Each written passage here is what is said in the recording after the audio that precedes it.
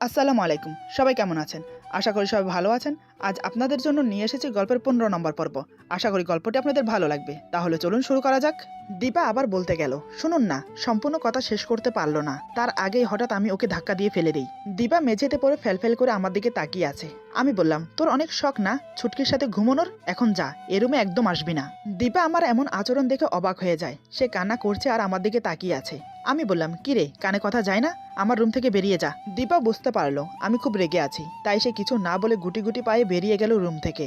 তারপর চোখ মুছে ছুটকির রুমে গেল ঘুমানোর জন্য। দীপাকে ছুটকি নিজের রুমে দেখে কিছুটা অবাক হয়। ছুটকি ভ্রু কুচকে বলে, ভাবি তুমি এখানে কেন? কিছু কি লাগবে? দীপা বলে, আসলে আমি এসেছি তোমার সাথে ঘুমোতে। ছুটকি বলে, আমার সাথে ঘুমোবে মানে? তোমার মাথা ঠিক আছে তো? তুমি দেখছো ভাইয়া অসুস্থ, তোমার এখন ভাইয়ের সাথে থাকা দরকার। তুমি না থাকলে হয়তো আমি না হলে মা কেউ থাকতাম। এখন যেহেতু তুমি আছো তাই তোমার থাকা উচিত। দীপা বলে, কিন্তু ছুটকি? ছুটকি বলে, কোনো কিন্তু নয়, তুমি যাও নিজের রুমে গিয়ে ঘুমাও। সরি ভাবি, তুমি আমার সাথে থাকতে পারছো না। এই বলে জোর করে দীপাকে ঘর থেকে বের করে দিয়ে দরজাটা লাগিয়ে দেয়। দীপা অসহায়ের মতো দাঁড়িয়ে আছে। এখন কি করবে সে? আবার রুমে ফিরে যাবে উনি যদি আবার বের করে দেয়? এসব ভাবতে ভাবতে এক পা দুপা করে আমার রুমের সামনে এসে দাঁড়ায়। দরজা তখনও খোলা ছিল আমার রুমের। দীপা উকি মেরে দেখলো আমি ঘুমিয়েছি কিনা। এদিকে আমি তখনও ঘুমাইনি, চোখ বন্ধ করে শুয়ে আছি। আমি না চাইতো বারবার মেয়েটার সাথে খারাপ ব্যবহার করে ফেলি। মেয়েটার সাথে খারাপ ব্যবহার করে নিজের কাছেই খারাপ লাগে। কেন যে মেয়েটা আমাকে বোঝে না আল্লাহই জানে। এদিকে দীপা আমার চোখ বন্ধ দেখে মনে করেছে আমি ঘুমিয়ে গেছি। এটা ভেবে সে গুটি গুটি পায়ে আমার রুমে এসে দরজাটা বন্ধ করে দেয়। তারপর আস্তে আস্তে করে আমার পাশে এসে শুয়ে পড়ল। দীপা যে রুমে এসেছে, দরজা লাগাচ্ছে, এমনকি আমার পাশে শুয়ে পড়েছে, সবকিছু আমি টের পাচ্ছি, কিন্তু কিছু বললাম না। কি বলবো, কারণ দোষটা আমার। আমার শরীর অসুস্থ, আমার বোঝা উচিত। আমি সেটা না করে উল্টো ওর সাথে খারাপ ব্যবহার করলাম। এদিকে দীপা আমার পাশে শুয়ে কান্না করছে। ওকে কান্না করতে দেখে নিজের কাছে খারাপ লাগছে। আমার বুকে ব্যথা, তাই বুকেও জড়িয়ে নিতে পারবো না, না হলে ঘুমের ভান ধরে জড়িয়ে ধরতাম। এদিকে মাথাটা খুব ধরেছে। ওর সাথে জোরে কথা বলে কিছুক্ষণ চুপ করে রইলাম, দেখি ওর কান্না বন্ধ হয় কিনা। কিন্তু না, সে একইভাবে কান্না করেই যাচ্ছে। আমি আর থাকতে না পেরে বললাম, দীপা প্লিজ লক্ষ্মীটি, কান্না করো না, আমার ভুল হয়ে গেছে, এবারের মতো ক্ষমা করে দাও। এমনিতেও মাথাটা ধরে আছে, তুমি এভাবে কান্না করলে একটু পরে মাথা ব্যথা শুরু হয়ে যাবে। এত কিছুর বলার পরেও দীপা কান্না বন্ধ করলো না, আরো দ্বিগুণ বেড়ে গেল। এবার আমি একটু রাগ দেখিয়ে বললাম, তুমি কান্না বন্ধ করবে, নাকি যেটা আধুরে রেখে গেছো সেটা এখন পূরণ করব? কোনটা? দীপা কান্না করতে করতে বলে, নিজে তো ব্যথার জন্য নড়তেই পারে না, আবার আমাকে কি করবে? আমি বললাম, তোমার কি সন্দেহ হচ্ছে যে আমি অসুস্থ আছি বলে তোমাকে কিছু করতে পারবো না? দেখবে নাকি করে দেখাবো? দীপা আমার দিকে তাকিয়ে বলে, একদম ফালতু কথা বলবেন না। নিজেকে কি ভাবেন? হ্যাঁ, সবসময় জোর করে সবকিছু হয় না, তাই চুপচাপ ঘুমান। রাত অনেক হয়েছে, আর একটা কথাও যেন না শুনি। আমি বললাম, আমি ঘুমোলে তুমি কি করবে শুনি? দীপা বলে, আমি রাত জেগে বসে থাকবো, কোনো সমস্যা? আমি বললাম, শুধু শুধু বসে থেকে লাভ কি? তার চেয়ে ভালো তুমি আমার মাথা টিপে দাও, আমার মাথাটা ধরে আছে। এই কথা শুনে দীপা চোখ রাঙিয়ে আমার দিকে তাকিয়ে আছে। আমি বললাম, তোমাকে চোখ রাঙিয়ে তাকিয়ে থাকতে বলিনি, মাথা টিপে দিতে বলেছি। আমার কথা মতো দীপা উঠে আমার মাথা টিপে দিতে লাগলো, কিন্তু কান্না বন্ধ করেনি। ওর চোখের জল আমার কপালে এক ফোঁটা পড়তেই আমি বললাম, কি হলো, কান্না করছো কেন? তোমার হাজব্যান্ড এখনো জীবিত, মরেনি। আমার তো মনে হচ্ছে আমি জীবিত থাকা অবস্থায় যেভাবে কান্না করছো, আমি মরলেও মনে হয় না এভাবে কান্না করবে। মরার কথা শুনে দীপা আমার দিকে রাগে কটমট করে তাকায়, যেন মনে হচ্ছে এখনই ভরসা করে দেবে। দীপার অনিচ্ছা থাকা সত্ত্বেও কান্না বন্ধ করতে বাধ্য হলো আমার কথা শুনে, কারণ আমার বিশ্বাস নেই কখন কি করে বসি। প্রায় অনেকক্ষণ ধরে দীপা আমার মাথা টিপে দিচ্ছে।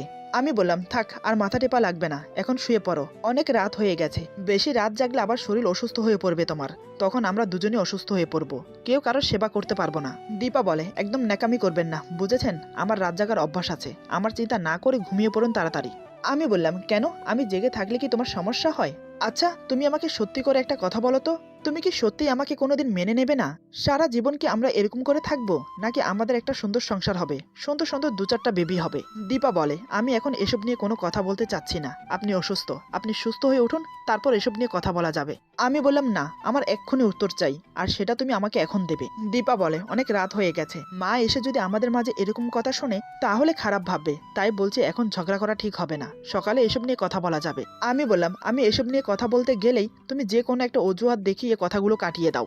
আমি শুনতে চাই তোমার সমস্যা কি? দীপা বলে, আমার কোনো সমস্যা নেই, আপনি আগে সুস্থ হয়ে উঠুন। এখন আমার মাথায় শুধু একটাই টেনশন, আপনি কবে সুস্থ হবেন। তাই বলছি এখন কোনো ধরনের কথা বলবেন না, আর উত্তেজিত হবেন না। আপনি যদি এখন উত্তেজিত হয়ে যান আর মাথায় টেনশন নেন, তাহলে আপনার যে কোনো একটা দুর্ঘটনা ঘটতে পারে, সেটা আমার মেনে নিতে অনেক কষ্ট হবে। আপনি কি চান আমি কষ্ট পাই? আমি মাথা দুই দিকে নেড়ে বুঝিয়ে দিলাম না। দীপা বলে, তাহলে ভদ্র ছেলের মতো ঘুমিয়ে পড়ুন। আমি আর একটা কথাও বললাম না। চুপচাপ দীপার কোমর জড়িয়ে ধরে ঘুমানোর চেষ্টা করলাম। দীপা আধশোয়া হয়ে আমার মাথায় হাত বুলিয়ে দিচ্ছে। একসময় আমি গভীর ঘুমে তলিয়ে গেলাম। দীপা অবাক হয়ে আমার মুখের দিকে তাকিয়ে ভাবছে। ঘুমন্ত মুখটা একদম বাচ্চাদের মতো লাগছে, ঘুমন্ত চোখ দুটো অনেক মায়াবী। এসব ভাবতে ভাবতে হঠাৎ করে দীপা আমার দিকে ঝুঁকে পড়ল। সে নিজেও জানে না কেন এমন হচ্ছে ওর মাঝে।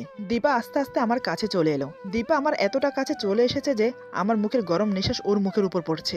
এমন মনে হচ্ছে ওর হার্টবিটে কেউ হাতুড়ি পিটাচ্ছে। দীপা আলতো করে ওর ঠোঁট জোড়া আমার কপালে বসিয়ে দিল। কয়েক সেকেন্ড ধরে রেখে সরে গেল। তারপর আমার গায়ে চাদরটা টেনে দিয়ে নিজেও সেই চাদর গায়ে দিয়ে শুয়ে পড়ল। আমার বুকে ওর মাথাটা আলতো করে ঠেকিয়ে চোখ বন্ধ করে শুয়ে রইল। অন্যরকম একটা শান্তি অনুভব করতে লাগলো দীপা। আসলে মেয়েদের সব থেকে আস্থা ভরসা স্থান হলো তাদের স্বামীর বুকে। সারাদিন শত কষ্টের মাঝে একবার যদি স্বামীর বুকে মাথা রাখতে পারে তাহলে তাদের সব দুঃখ উদাও হয়ে যায়। যদি স্বামী ভালো হয়তো তাহলে সে তার স্ত্রীর সব দুঃখ কষ্ট বোঝে, আর যদি খারাপ হয় তাহলে তার কোনো কথাই নেই, জীবন সুখের বদলে নরক হয়ে যায়। দীপা নিজে নিজে অনুভব করতে লাগলো আসলে স্বামীর সুখটা কোথায়। আমার বুকে মাথা রেখে সুখ খুঁজতে খুঁজতে কখন যে ঘুমিয়ে গেছে দীপা সেটা সে নিজেও জানে না। সকালে ঘুম ভাঙলো বাইরের মিষ্টি রোদের ছটায়। রোদের আলো দীপার চোখে মুখে এসে পড়েছে। দীপা উঠে জানালার পর্দা সরিয়ে দিল। পর্দা সরাইতে রোদ এসে আমার মুখের উপর পড়লো। তাতেই আমি গা মরামরি দিয়ে উঠলাম। এদিকে দীপা ভেবেছে এই বুঝে আমি উঠে পড়লাম, কিন্তু না, আমি আবার নড়ে চড়ে ঘুমিয়ে পড়লাম। আমাকে আবার ঘুমোতে দেখে দীপা রেগে যায়। দীপা মনে মনে বলে অসুস্থ মানুষ, একটু তাড়াতাড়ি ঘুম থেকে উঠবে, নাস্তা করবে, তাড়াতাড়ি সুস্থ হবে, তা না করে উল্টো হচ্ছে, দাঁড়াও দেখাচ্ছি মজা। এই বলে দীপা টেবিলে থাকা গ্লাসের পানি নিয়ে আমার মুখে সজনে মেরে দেয়। হঠাৎ পানির ছিটা মুখে এসে পড়াতেই আমি ধরপড়িয়ে উঠে বসি। এটা দেখে দীপা খিলখিল করে হাসছে। এটার জন্য আমি অনেকটা রেগে যাই, ওর দিকে রাগী লুক নিয়ে তাকিয়ে থাকি। আমি বললাম, এটা কি হলো? আমার এত স্বাদের ঘুম তুমি উধাও করে দিলে, তাও আবার এত সকাল সকাল। এটা করার কারণ কি? দীপা বলে, আপনার মতো আলসিয়া মানুষ আমি আর কখনো দেখিনি। কেউ এত সকাল পর্যন্ত ঘুমিয়ে থাকে? আমি বললাম, কেউ থাকে কিনা আমি জানি না, তবে আমি ঘুমিয়ে থাকি। তুমি আমাকে এভাবে জাগালে কেন? দীপা বলে, আমার মন চেয়েছে তাই আমি জাগিয়ে দিয়েছি। আপনার মন চাইছে তাই আপনি ঝগড়া করছেন, কিন্তু আমার এখন ঝগড়া করার কোনো ইচ্ছে নেই। সকাল হয়ে গেছে, এখন আমি বাইরে যাব, দেখি বাইরের পরিবেশটা কেমন। আমি বললাম, বাইরে যাই মানে কি? আমাকে সকাল সকাল ঘুম থেকে তুলে এখন তুমি বাইরে যাবে? তাহলে আমি একা রুমে থেকে কি করব? দীপা বলে, আপনি কি করবেন সেটা আমি কি করে বলবো? একটা কাজ করুন, আপনি বসে বসে ললিপপের মতো বৃদ্ধাঙ্গুল চুষতে থাকুন। এই সুযোগে আমি একটু ঘুরে আসি। আমি বললাম, কি বললে? তুমি আমাকে ছোট বাচ্চা মনে করো নাকি? দীপা বলে, তা নয় তো কি। আমি বললাম, দেখো ভালো হবে না বলে দিচ্ছি, আমার মেজাজ খারাপ করো না কিন্তু, তাহলে কিন্তু। দীপা বলে, এই তাহলে কিন্তু কি? তাহলে কিন্তু বলে ভয় দেখাবেন না, আপনার দূর কত দূর আমার জানা আছে, তাই বেশি ভয় দেখাতে আসবেন না। আমি বললাম, এত বড় সাহস তোমার, তুমি আমাকে এভাবে কথা বলো? ওকে, আমিও দেখছি, আমাকে সুস্থ হতে দাও, তারপর তোমাকে আমি কি করি সেটা তুমি হারে হারে টের পাবে। দীপা বলে, সেটা না হয় পরে দেখা যাবে, এখন সময়টা আমার, বুঝেছেন? তাই হাতছাড়া করতে চাই না। এই বলে আমাকে মুখ ভেজকে দিয়ে চলে গেল। দীপা চলে যাওয়ার পর আমি বললাম, উফ, আর কতদিন যে লাগবে সুস্থ হতে? সুস্থ আগে হয়ে নেই, তারপর দেখবো তুমি কত দূর যেতে পারো আর আমি কত দূর যেতে পারি। দীপা রুম থেকে বেরিয়ে যেতেই দেখে ছুটকি ওর রুম থেকে বেরিয়ে আসছে। ছুটকি বলে, কি ভাবি, এত তাড়াতাড়ি ঘুম ভেঙে গেল? দীপা বলে, আমি প্রতিদিন এরকম সকাল সকাল ঘুম থেকে উঠে পড়ি। ছুটকি বলে, প্রতিদিনের রাত আর আজকের রাত কি এক ভাবি?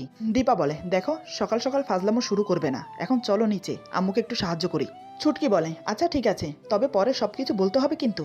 দীপা বলে, কি বলবো? অনেকটা অবাক হয়ে ছুটকির মুখের দিকে তাকিয়ে রইল কথাটা বলে। ছুটকি বলে, আমি কি জানি, তবে আমি শুনতে চাই এত তাড়াতাড়ি ঘুম থেকে ওঠার কারণ কি? দীপা বলে, দেখো আমি কাল সকাল থেকে এই পর্যন্ত বাসায় যাইনি, মা নিশ্চয়ই চিন্তা করছে আমাকে বাসায় যেতে হবে। ছুটকি বলে, এত সকাল সকাল তুমি বাসায় চলে যাবে? এটা হতে পারে না। দীপা বলে, আমাকে বাসায় যেতে হবে, না হলে আম্মু আমাকে ভুল বুঝবে, তখন আবার সব উল্টাপাল্টা হয়ে যাবে। ছুটকির সাথে কথা বলতে বলতে দীপা নিচে চলে গেল। নিচে গিয়ে দেখে মা ড্রয়িং রুমে বসে আছে। দীপা মাকে বলে, আম্মু আজকে আমি বাসায় যাব, আম্মু হয়তো অনেক টেনশন করছে, আম্মুকে না বলে চলে এসেছি এখানে তাই। মা বলে, সে কি কথা, তাই বলে কিছু না খেয়ে চলে যাবি? এটা হতে পারে না, অন্তত নাস্তা করে যা। দীপা বলে, আজকের জন্য মাফ করবেন, আজকে কিছু খেতে পারবো না, আমাকে এখন বাসায় যেতে হবে। মা বলে, তাই বলে তুমি আমার বাড়ির পুত্রবধূ হয়ে একা যাবে? এটা হতে পারে না। দীপা বলে, আম্মু আমার কোনো প্রবলেম হবে না, আমি যেতে পারবো। মা বলে, আচ্ছা তুই যা, আমি ড্রাইভারকে বলে দিচ্ছি তোকে নামিয়ে দিয়ে আসতে। এটা শুনে দীপা পড়লো আরেক বিপদে, কারণ দীপা তো বাসায় যাবে না, সে যাবে আমার বাসায়। এখন ড্রাইভারকে নিয়ে কিভাবে যাবে সে? ড্রাইভার তো চিনে আমার বাসা। তারপর কিছু একটা ভেবে গাড়িতে উঠে বসলো। মাঝ রাস্তায় গাড়ি থেকে নেমে পড়লো, সেখান থেকে সোজা চলে গেল আমার বাসায়। আমাকে না বলে চলে যাওয়ার কারণ হলো আমাকে শাস্তি দেওয়া কাল রাতের ঘটনার জন্য। এদিকে মা জানে না দীপা যে আমার সাথে 1 বছরের কন্ট্রাক্টে আছে, তাই যেন তাদের চোখের সামনে ধরা না পড়ে সেজন্য এটা বলে বেরিয়ে এসেছে। একসাথে 2 দিক সমাধান হয়ে যাবে, আমার মাও সন্দেহ করবে না আর আমাকেও শাস্তি দেওয়া হয়ে যাবে। এদিকে ছুটকি আমার রুমে আসে। আমি বললাম, ছুটকি তোর ভাবি কই রে? ছুটকি বলে, ভাবি তো সকালে বাসায় চলে গেছে। ছুটকির মুখে এই কথা শুনে আমার মাথায় যেন বাজ পড়লো। আমি বিস্ময়ে অবাক হয়ে ছুটকির দিকে তাকিয়ে রইলাম। দীপা বাসায় গেছে মানে কি? ও আমাকে না বলে বাসায় চলে গেল? ওর সাথে আমার ডিল হয়েছে, 1 বছর ও আমার সাথে থাকবে, আমার অনুমতি ছাড়া ও যেতে পারবে না। তাহলে আজ হঠাৎ এমন কি হলো যার জন্য আমার অনুমতি না নিয়ে চলে গেল? আমি বললাম, মানে কি বলছিস? এত সকাল সকাল কিভাবে বাসায় চলে গেল আর একা? ছুটকি বলে, আমি কিছু জানি না, আমি এত করে বললাম যে একটু পরে যাও, কিন্তু ভাবি আমার কোনো কথা শুনলো না। ভাবি বলে যে বাসায় নাকি অনেক টেনশন করছে আর দেরি করে গেলে ভুল বুঝবে, তাই চলে গেল। আমি বললাম, তাই বলে একা চলে যাবে? কাণ্ড জ্ঞান বলতে কিছু নেই। ছুটকি বলে, আমি কিছু জানি না, তবে চলে গেছে এটা জানি। এখন তোর কিছু লাগবে বল, আমি এনে দিচ্ছি। আমি বললাম, আমার এখন কিছু লাগবে না, তুই এখন আমার চোখের সামনে থেকে সরে যা। অনেকটা রেগে গিয়ে কথাটা বললাম। ছুটকি আমার কথা মতো চলে গেল। ছুটকি চলে যাওয়ার পর আমি বললাম, ওর এত বড় সাহস, আমাকে না বলে চলে গেল। আমাকে বলে গেল যে বাইরে থেকে আসছি, এই বলে আমাকে ফাঁকি দিয়ে বাসা থেকে চলে গেল। দাঁড়া দেখা পাই, তারপর মজাটা বোঝাবো। রাগের চোটে আমার পুরো শরীর কাঁপছে, নিজের রাগ আর কন্ট্রোল করতে পারছি না, তাই ঘরের জিনিসপত্র ভাঙা শুরু করলাম। ওর এত বড় সাহস, আমাকে না বলে বাসায় চলে যায়। রাগের চোটে মনে হয় মাথাটা ফেটে যাবে। উফ, আর কিছু ভাবতে পারছি না। আবার মাথা ব্যথা শুরু হয়ে গেল আমার। 2 হাতে মাথা চেপে বিছানার উপর বসে পড়লাম। এদিকে দীপা আমার বাসায় পৌঁছে লম্বা একটা ঘুম দিল। দুপুরের দিকে ঘুম থেকে উঠে ঘর দুয়ার পরিষ্কার করে গোসল করে নিল। হালকা পাতলা কিছু খেয়ে বেলকনিতে দাঁড়িয়ে ভাবতে লাগলো, কাজটা কি ঠিক করলাম? ওনাকে না বলে চলে এসেছি, আমার উপর রাগ করে আবার কোনো কিছু করে বসবে না তো? উফ, কেন যে না বলে আসতে গেলাম। এতক্ষণে ছুটকি হয়তো বলে দিয়েছে আমি বাসায় চলে গেছি। এটা শুনে নিশ্চয়ই আমার উপর রেগে ফায়ার হয়ে আছে। এদিকে ছুটকি আমার কাণ্ড দেখে মাকে ডাকতে চলে গেল। ছুটকির কথা শুনে মা দৌড়ে উপরে চলে আসলো। এসে দেখে পুরো ঘর লন্ডভন্ড হয়ে আছে, জিনিসপত্র ভেঙে চুরে এদিক ওদিক ছিটিয়ে আছে। এসব দেখে মা অবাক হয়ে বলে, এরকম পাগলামো করছিস কেন? কেন বুঝতে পারছিস না তুই অসুস্থ? এই সময় এতটা উত্তেজিত হওয়া ঠিক না। আমি বললাম, আমি কি পাগলামি করলাম? ও আমাকে না বলে চলে গেল কি জন্য? আমাকে বললে তো পারতো, আমাকে বললে আমি কি যেতে দিতাম না? মা বলে, তুই এটা ভুলে যাস না, ওর উপর একটা পরিবারের দায়িত্ব আছে, আর তুই ওকে কিভাবে বিয়ে করেছিস সেটা তুই খুব ভালো করেই জানিস। ওর পরিবারের কেউ জানে না এই বিয়ের কথা। মেয়েটা গতকাল থেকে সারা দিন সারা রাত এখানে ছিল। ওর মা নিশ্চয় টেনশন করছে ওর জন্য। আর রুমের একই বেহাল অবস্থা করেছিস, সবকিছু ভেঙে ফেলেছিস কেন? আমি চুপচাপ মাথা নিচু করে বিছানায় বসে আছি, কারণ মা এখন অনেক রেগে আছে। এখন কিছু বলা ঠিক হবে না, যদি কিছু বলি তাহলে উল্টাপাল্টা হয়ে যাবে সবকিছু। মা বলে, কি হলো এখন আমার কথার উত্তর দিচ্ছিস না কেন? খুব তো বকবক করছিলি। ছুটকি বলে, আরে আম্মু, তুমিও কি ভাইয়ের মতো পাগল হয়ে গেলে নাকি? হয়তো। ছুটকিকে থামিয়ে দিয়ে মা বলে, তোকে এখানে কোনো কথা বলতে বলিনি, তুই যেটা করছিলি সেটা কর। ছুটকি আর কিছু বলার সাহস পেল না, চুপচাপ ওখানেই দাঁড়িয়ে রইল। মা বলে, আর তুই এটাও ভুলে গেছিস তুই এখন অসুস্থ? তোর এই শরীরে এতটা উত্তেজিত হওয়া শরীরের জন্য ভালো হবে না। এত রাগ কোত্থেকে আসে? মেয়েটা এখন চলে গেছে, বিকেলে নিশ্চয়ই আবার আসবে। এমনটা তো নয় যে ও তোকে ছেড়ে একেবারে চলে গেছে। কিছু বলছি না বলে মাথায় চড়ে বসেছিস? আমি শুধু চুপচাপ মায়ের বকা খেয়ে যাচ্ছি, কিছু বলছি না। মা কিছুক্ষণ বকা দিয়ে রুম থেকে বেরিয়ে গেল। মা বেরিয়ে যাওয়ার সাথে সাথে ছুটকি শুরু হয়ে গেল। ছুটকি বলে, এখন দেখ কেমন লাগে। তোকে আগেই বলেছিলাম বেশি রকম মাতামাতি করিস না, সুযোগ পেলেই ভাবি আবার চলে আসবে, কিন্তু তুই সেটা শুনলি না। ছুটকিও কিছুক্ষণ কথা শুনিয়ে চলে গেল। আমি সেখানে নিস্তব্ধ হয়ে বসে আছি। কি হচ্ছে আমার সাথে আমি নিজেও জানি না। সবাই দেখছি দীপার পক্ষ নিয়ে কথা বলছে, আমার দিকটা কেউ দেখছে না। আমি কি ভুল কিছু বললাম? আমাকে অন্তত বলে যেতে পারতো। আমি স্বামী হিসেবে কি আমার কোনো অধিকার নেই জানার? এতটুকু কি যোগ্যতা নেই আমার? কিন্তু আরেকটা কথা থেকে যায়, দীপা 1 বছরের কন্ট্রাক্টে আমার কাছে আছে। ওর মা ভাই টেনশন করার তো কোনো প্রশ্নই আসে না। তাহলে ও চলে গেল কেন? আমি আর ভাবতে পারছি না। এই মেয়েটা আমাকে প্রতি পদে পদে কষ্ট দেবে। দীপা কি বুঝতে পারে না এই মুহূর্তে ওর সঙ্গ আমার কতটা প্রয়োজন? ও কি বুঝতে পারে না আমি ওকে কতটা ভালোবাসি? সব ভালোবাসাকে মুখে প্রকাশ করে বলতে হয়? এদিকে দীপা আমার জন্য অস্থির হয়ে ছুটকিকে ফোন দিল, কারণ আমার ফোন হারিয়ে গেছে, তাই আমাকে ফোন দিতে পারছে না। কিছুক্ষণ রিং হওয়ার পর ছুটকি ফোন রিসিভ করে বলে, আরে ভাবি তুমি কোথায়? এদিকে তো সর্বনাশ হয়ে গেছে। ছুটকির মুখে এই কথা শুনে দীপা কিছুটা ঘাবড়ে যায়। দীপা কাপা কাপা গলায় বলে, কি হয়েছে? তোমার ভাইয়ের কিছু হয়নি তো? এরপর ছুটকি সকালের সব ঘটনা খুলে বলল। সব কথা শুনে দীপা ভয় পেয়ে যায়। দীপা বলে, এখন কি হবে ছুটকি? উনি তো আমাকে আস্ত রাখবে না। ছুটকি বলে, তোমার অন্যায় হয়েছে ভাবি, অন্তত ভাইয়াকে বলে যাওয়া উচিত ছিল তোমার, তাহলে আর এত কাণ্ড হতো না। দীপা বলে, আমি আমার ভুলটা বুঝতে পারছি, সত্যি আমি অনেক বড় ভুল করেছি, কিন্তু এখন উপায় কি সেটা বলো। ছুটকি বলে, এখন আর কিছু করার নেই, ভাইয়া এমনিতেও রেগে আছে, বোঝালে সে বুঝবে এমনটা কিন্তু না। তুমি ভাইয়াকে খুব ভালো করে চেনো, তারপরও যে কেন ভুলটা করতে গেলে, এখন তুমি যেভাবেই হোক বিকেলের দিকে চলে আসো। দীপা বলে, না বাবা, যে মার খাওয়ার কোনো শখ নেই, তোমার ভাইয়ের হাত হাত নয় লোহা। ছুটকি কিছুটা অবাক হয়ে বলে, ভাবি তার মানে ভাইয়া তোমাকে মেরেছে?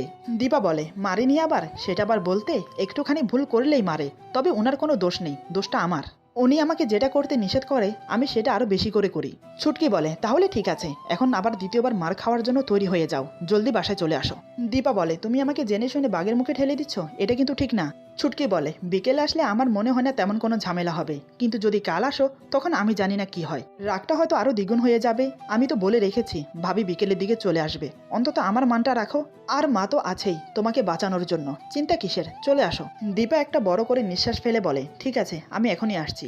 এই বলে ফোনটা কেটে দিয়ে বেরিয়ে পড়লো আমার বাড়ির উদ্দেশ্যে। অন্যদিকে আমি ক্লান্ত হয়ে ঘুমিয়ে পড়েছি। কিছুক্ষণের মধ্যেই দীপা আমাদের বাসায় চলে আসলো। মনের ভিতর একরাশ দুশ্চিন্তা আর ভয় নিয়ে বাড়ির ভিতর প্রবেশ করলো। মা তখন ড্রয়িং রুমে বসেছিল। দীপাকে আসতে দেখে মা বলে, কি রে মা, কেমন আছিস? মুখ দেখে তো মনে হচ্ছে কিচ্ছু খাসনি, এদিকে আয়, আমি খাবার বেড়ে দিচ্ছি। দীপা মনে মনে বলে, কি করে খাই মা, একটু পরে তো জমের সাথে মোকাবেলা করতে হবে, মুখ দিয়ে কি আর খাবার নামে?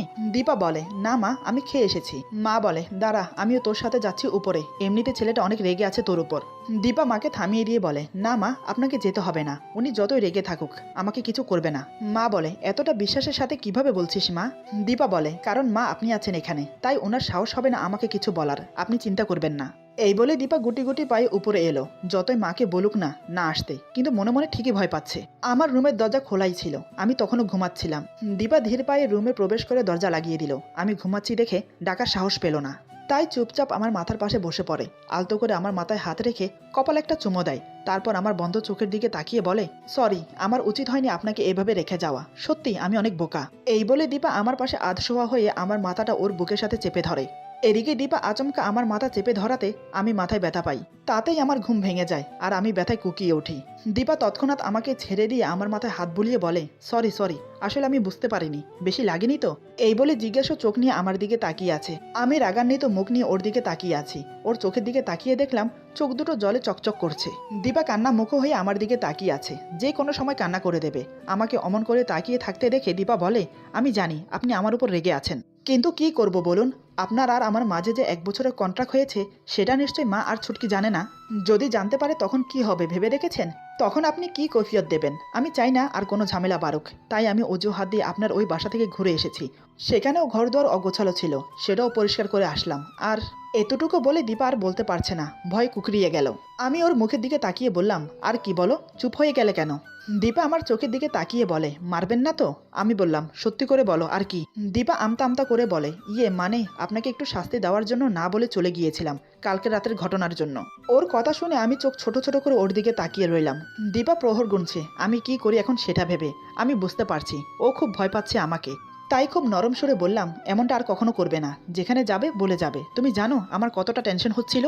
এই বলে দীপার হাত ধরে বললাম, তোমার এমন আচরণে আমি খুব কষ্ট পাই, আমাকে কষ্ট দিতে তোমার ভালো লাগে? দীপা দুই দিকে মাথা নেড়ে বলে, না। আমি বললাম, তাহলে এমন করো কেন, কেন বারবার আমাকে কষ্ট দাও? এবার দীপা কান্না করে দিল। সে কান্না করতে করতে বলে, ভুল হয়ে গেছে, আর কখনো করব না। আমি বললাম, এটা তো তুমি প্রতিদিনই বলো, আমি আর কিছু করব না, আমার ভুল হয়ে গেছে। ঘুরে ফিরে সেই একই কাজ তুমি আবার করো কেন বলো তো? দীপা আর কিছু না বলে চুপ করে থাকে। আমি কিছু না বলে ওকে বুকে জড়িয়ে নিলাম। আমার বুকে আসতেই দীপা জোরে কান্না করে ওঠে। ওর মুখটা আমার গলার কাছে গুজে দিয়েছে। আমি এক হাতে শক্ত করে ওর মাথা চেপে ধরে অন্য হাতে ওর কোমর ধরে নিজের আরো কাছে টেনে নিলাম। মাথায় আলতো করে একটা চুমো দিলাম। দীপার মাথা তুলে ওর ভেজা চোখে চুমো এঁকে দিলাম। দীপা অশ্রুসিক্ত নয়নে আমার চোখের দিকে তাকিয়ে আছে। ওর ঠোঁট তিত্তির করে কাঁপছে, যেন আমাকে ডাকছে। আমি ওর কাপা ঠোঁটে আলতো করে চুমো খেয়ে নিজের দখলে নিয়ে নিলাম। ওর নিচের ঠোঁটে আলতো করে কামড় দিয়ে চুষতে শুরু করলাম। দীপা কেঁপে ওঠে, আমার টি শার্ট খামছে ধরে। কিছুক্ষণ অতিবাহিত হওয়ার পর দীপা নিজেকে ছাড়িয়ে আমার চোখে চোখ রেখে বলে, এখন আর না, আপনি সুস্থ হয়ে নিন, তখন যত মন চায় তত দেব, একটুও না করব না। আমি বললাম, এই বলে ওর নাকে নাক ঘষতে থাকে। দীপা চোখ বন্ধ করে অনুভব করছে আমার পরশ। হঠাৎ দরজা খুলে যে আসলো তাকে আমরা একটু আশা করিনি, আর যে এসেছে সে যা বলল তা শুনে দুজনে স্তব্ধ হয়ে গেলাম। লজ্জায় মুখ লুকাতে পারছি না দুজনে কোথাও, এমনটা হবে ভাবতে পারিনি। এরপর যা হলো, আজকের গল্প এখানে সমাপ্ত। গল্পের বাকি অংশ পেয়ে যাবেন আগামী পর্বে। আশা করি গল্পটি আপনাদের ভালো লাগবে। বন্ধুদের সাথে বেশি বেশি করে শেয়ার করবেন। সবাই ভালো থাকবেন, সুস্থ থাকবেন। আল্লাহ হাফেজ।